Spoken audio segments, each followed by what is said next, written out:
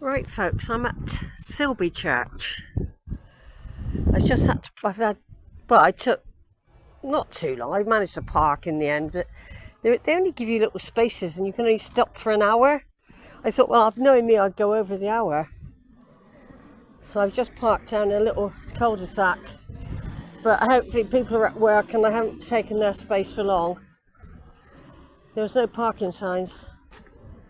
Sainsbury's, you can only park for an hour. A big, broad tower, isn't it? Very big, thick, Pele type tower, really. Looks very heavy. It's probably why it's on a separate thing. So I've got them recorded as here, but there could be a separate graveyard, you see. It's like at the place I was earlier. They had a separate graveyard, even though it was an old church. The graveyard was somewhere else.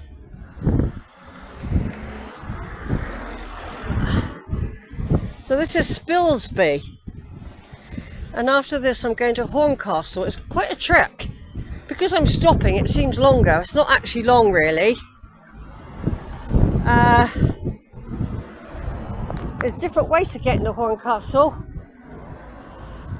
It looks like I'll probably go on up that way. I bet you this church is shut. Something tells me it's shut. I'll take some more pictures of it in a minute. Now, I'm using the mobile for this church. I used a bit of it at Bilsby Church with Canon, and I used it totally when I went in another church, Ash something or other, where the graveyard was further away. I never planned to go to that one, but something tells me this will be shut. There's a very broad tower, isn't it? It stands alone, the tower, though. Look, it's not leaning on the roof. Some black clouds coming. Yeah, it looks closed. It says open, look.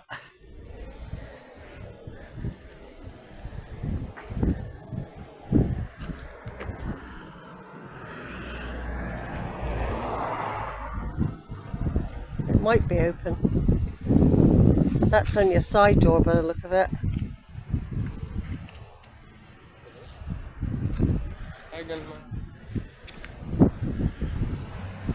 There's a few graves in here though. Like I said, there might be a graveyard somewhere else.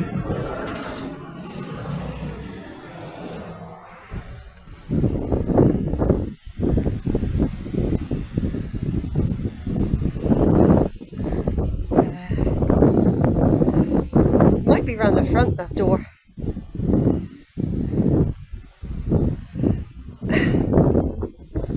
So this is Sheila. What time is it? It's 10 to 1. It's the 26th of June 2000. That's the first time I've mentioned the date. I haven't written anything in a book. I'll have to write up later today's work and yesterday's. Doesn't look like it's open, folks. No, it doesn't look like it's open. It says open, but it's not. This is a secret doorway. I wish they wouldn't leave the sign up if it isn't open. It is quite warm as well. I'll just have one more look around here and then I'll start doing the graves.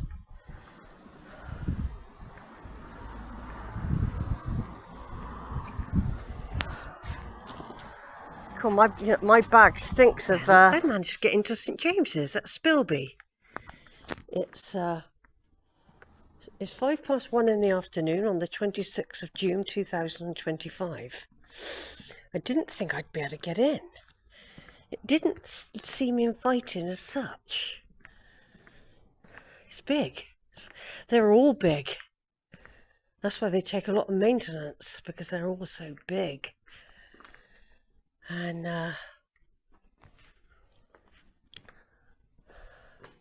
this chapel and altar are dedicated to people who fought in the First World War. They call it 1914 to 1919 now, don't they? And just see if there are any names that we recognise. No, can't see any Fletchers.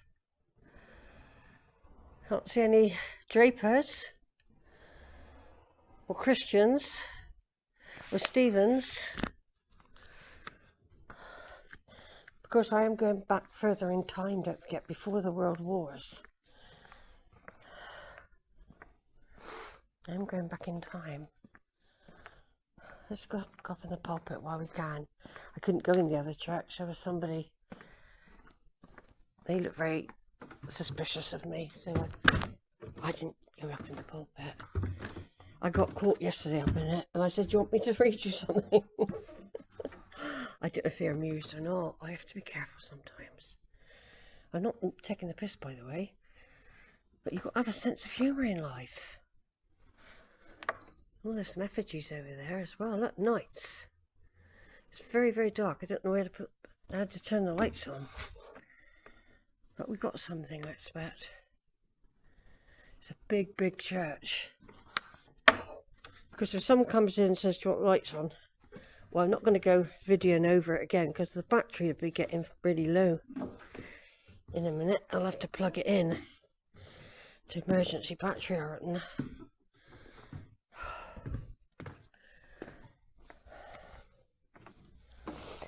I'm doing the long way round today. I won't be going this way tomorrow. Not this way. I'm further away than I thought I would be. I didn't realise I was that far away when I booked that camping site. But it isn't far away from the places I'm looking for. All the villages are close to it. So, you know, it's not actually far away, but it's a long way from Lincoln, you know. You can't just go up, walk around Lincoln for the evening. Right then. Robert, 4th Baron Willoughby, 1349 to 1396, with his third wife Elizabeth. In the southwest corner of the chapel is the tomb of Robert the 4th Baron. Oh, he was much a married gentleman, as an effigy of the lady beside him is that of his third wife. The brass of the lady by herself let into the floor of the chapel is in memory of Marjorie Lazouche, Robert's second wife. Both ladies are depicted in the elaborate fashion of the day. Well, has he got his spurs on? He's got his almost like footballer shoes, aren't they? How slim they are. Lovely sword. Nice sword going all the way up there. He hasn't got it on the front. What's this? Oh, one of his wives she's being used as a pillow by the look of it. Oh, and there's some brass robins. God, this is a good find, isn't it? A lot of history here, everyone. She's got her 3 dogs. Yes, with her fine robes on. Yeah, he's dressed as a very, very classical knight, isn't he? With all his headgear on, protecting him. His chain mail on around his neck and his arteries, and his eyes are open. Hello, Sir Robert. I expect you knew some of my ancestors back then. The De Clares, the Fitzwalters, the Stutfields. I bet you knew all them. You fought in battle with them. I'll look you up later. Catherine the 12th, Baroness Willoughby, former Duchess of Suffolk, 1519 to 1588. Well, that's around about the time of the Stutfields, with her second husband, Richard Bertie. Wow, he ain't got a lot on, has he?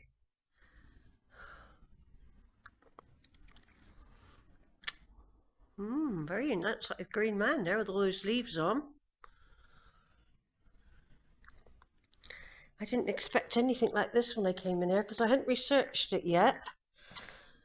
It's interesting for me as well with all this heraldry, you see, and connections with my Suffolk crew. I mean, she was a former Duchess of Suffolk. I could probably find out any connection to our lot.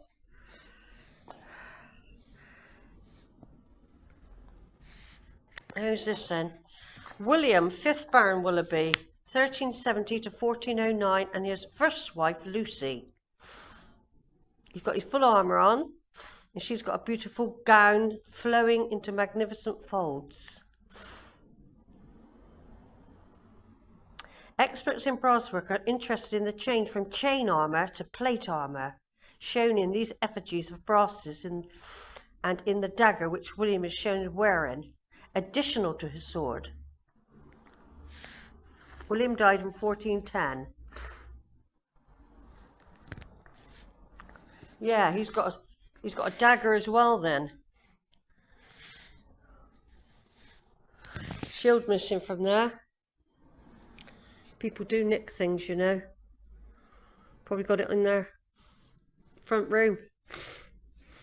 This is why I need a lot more time, you know, because I mean, I don't really like rushing the other churches, because this is like really my third or fourth church now this morning.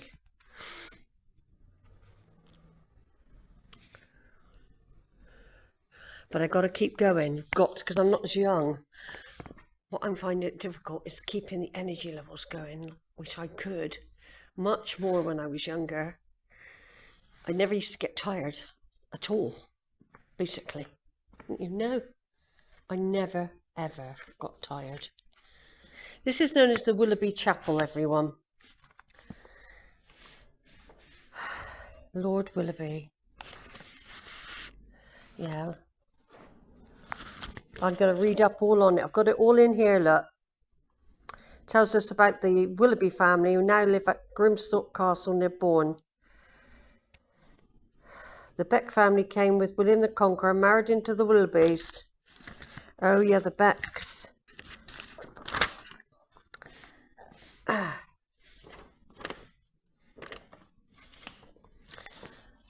Married into the Bertie family. They are now known as Willoughby de Eresby. Willoughby is a village to the east of Spilsby, near Eresby, the site of a former family seat, about half a mile to the southwest, but destroyed by fire in 1769. Right, we can read more about that. So I'm having to rush. I spent a lot of energy and it was very hot on the first church. I mean, this is Zara and I used to plough through churches like crazy 20 years ago. And in the heat, but I find it more difficult now. And I don't like not doing it properly either, like not writing stuff